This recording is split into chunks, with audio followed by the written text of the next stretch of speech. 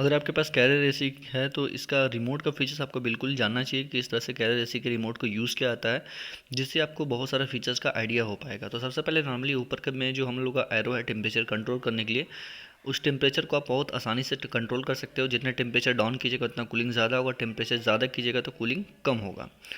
उसके बाद यहाँ पे देख सकते हैं ड्राई मोड का एक ऑप्शन है। मोड बटन प्रेस करने से ड्राई मोड बेसिकली हम लोग बरसात के समय में यूज़ कर सकते हैं, क्योंकि ह्यूमिडिटी ज़्यादा रहता है तो ड्राई मोड पे ही यूज़ करना चाहिए आपको एसी को।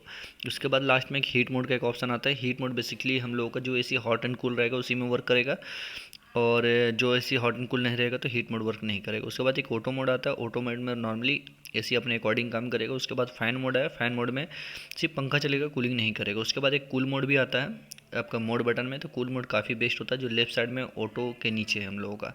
कूल मोड भी यूज़ आप कर सकते हो। बेसिकली उसमें आप टेम्परेचर को एडजस्ट कर सकते हो।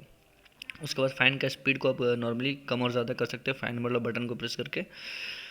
नेक्स्ट हम लोग जो फीचर्स है फ्रेंड्स, हम लोग नॉर्मली यहाँ पर आप देख सकते हैं, यहाँ पर हम लोगों का ये है, क्या बोलते हैं उसे हम लोग, स्विंग है। दो तरह का स्विंग मिलता है, हॉरिजेंटल वर्टिकल। अपने अकॉर्डिंग आप सेटअप कर सकते हैं। हॉरिजेंटल जो हमारा लेफ्ट राइट मूव करता है, वर्टिकल जो अप डाउन हम लोग का फ्लिप अप डाउन करता है स्विंग के लिए। तो उसको अपने हिसाब से सेटअप कर सकते हो किस डायरेक्शन में आपको रखना है। उसके बाद यहाँ पर स्लिप का एक ऑप्शन आता है। स्लिप बटन को प्रेस करने से नॉर्मली ये होगा कि आपको रात के समय में यूज़ करना पड़ता है हम लोग चाहते हैं कि कूलिंग धीरे धीरे कम हो जाए, बहुत ज़्यादा कूलिंग रूम में ना रहे, तो आप इसको ऑन कर सकते हैं स्लीप मोड को। उसके बाद हम लोगों का राइट साइड में जो एक आइकन आता है वो टाइमर का आता है। हम चाहते हैं कि जो हमारा टाइमर है, ऑन टाइमर या ऑफ टाइमर, अपने अकॉर्डिंग में इसको आप सेटअप कर सकते हैं। ऑन टाइमर का मतलब ये होता है कि हम चाहते हैं कि 2 घंटे 3 घंटे के बाद हम लोगों का एसी ऑटोमेटिक ऑन हो जाए, तो आप टाइमर सेट कर सकते हो। या फिर ऑफ करना चाहे तो ऑफ के लिए भी टाइमिंग आप सेट कर सकते हो। उसके बाद टर्बो का एक बटन है। टर्बो बेसिकली हम लोग तभी यूज़ करते हैं जब हम लोगों को लगता है कि रूम में 5 जन 6 जन या 7 जन भरे हुए हैं और कूलिंग ज़्यादा चाहिए, तो टर्बो बटन का भी यूज़ कर सकते हैं। नेक्स्ट बटन हम लोग का जो आता है वो एलईडी का आता है। बेसिकली जो एलईडी जो रहता है वो हम लोग चाहते हैं कि डिस्प्ले जो हमारा इंडियन का डिस्प्ले रहेगा उसमें आपको लाइट चाहिए या नहीं चाहिए, तो आप अपने हिसाब से एलईडी बटन प्रेस करके उसको आप सेटअप कर सकते हो।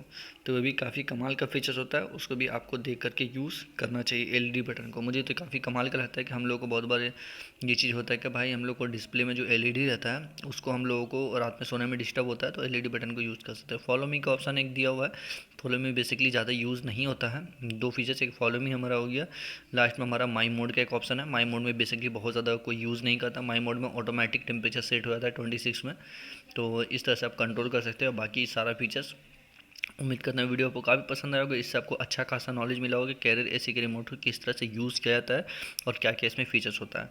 मिलते हैं नेक्स्ट वीडियो में, तब तक के लिए बाय फ्रेंड, वंदे मातरम, जय हिंद। लेकिन एक चीज़ यहाँ पर रह गया भाई, हॉरिजेंटल वर्टिकल स्विंग जो मैं आप लोगों को दिखा देता हूँ।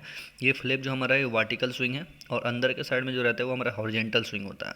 हॉरिजेंटल स्विंग हमारा राइट लेफ्ट मूव करता है, जो दोनों स्विंग का ऑप्शन आपको देखने को मिल पाएगा कैरियर एसी के रिमोट में। तो मिलते हैं नेक्स्ट वीडियो में, तब तक के लिए बाय फ्रेंड्स।